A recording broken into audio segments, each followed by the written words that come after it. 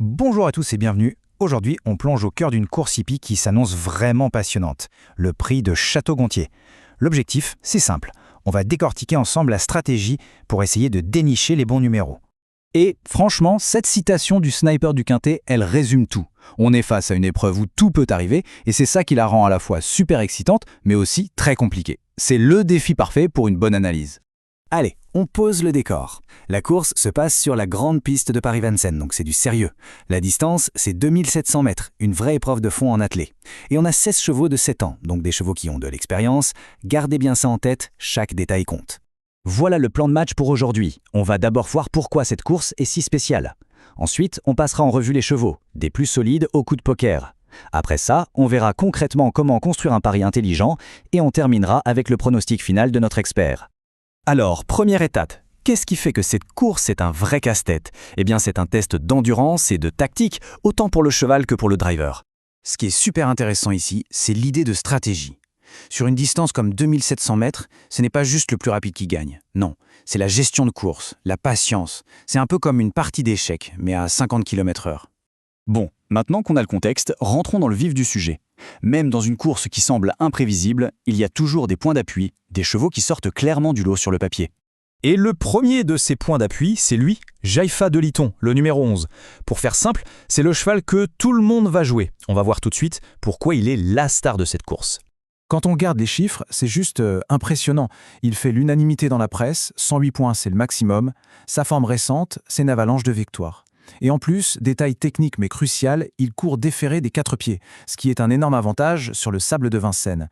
Le verdict de l'expert est cash. Jaïfa de Liton, ce n'est pas juste un favori, c'est la base, le socle sur lequel on peut bâtir tout le reste. Sa fiabilité est telle qu'il est presque impossible de l'écarter.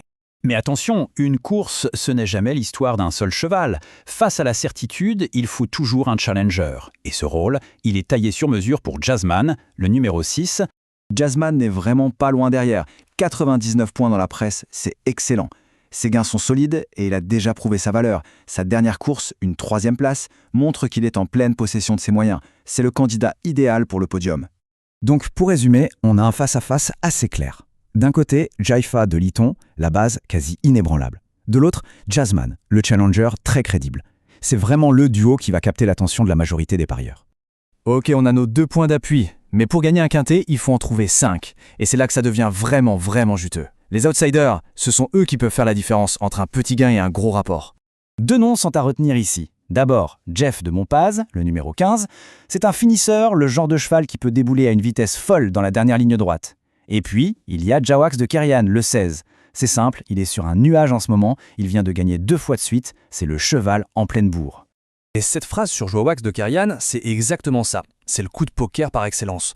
Le cheval qui a tout pour créer la surprise et faire sauter la banque. C'est risqué bien sûr, mais la récompense potentielle est à la hauteur.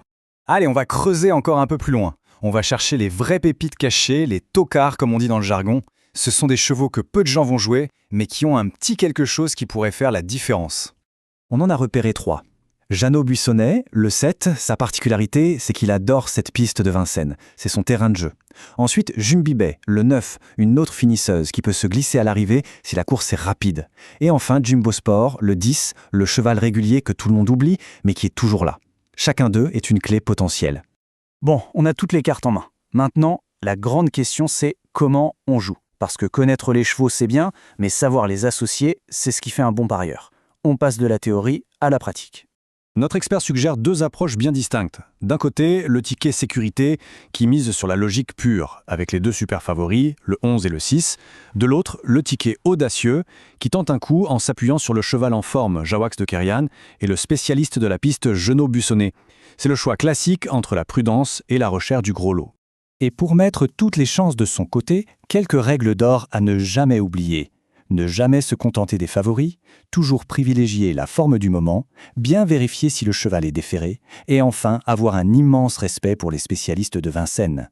On y est, le moment de vérité. Après avoir tout analysé, tout pesé, l'expert nous livre sa sélection finale. Son pronostic pour les 5 premières places de ce quintet.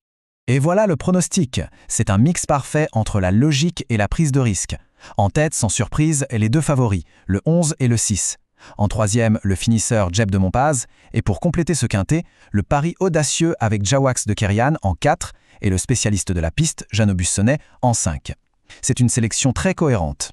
Et juste un dernier petit conseil de l'expert, il nous rappelle de ne pas oublier les 2 tocards dont on a parlé, Jimbo Sport et Jumbi Bay.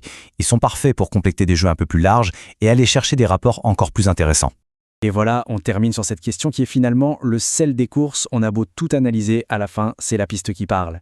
Est-ce que la logique va être respectée ou est-ce qu'on va avoir une énorme surprise? Ce prix de Château-Gontier s'annonce en tout cas spectaculaire. Bonne chance à tous.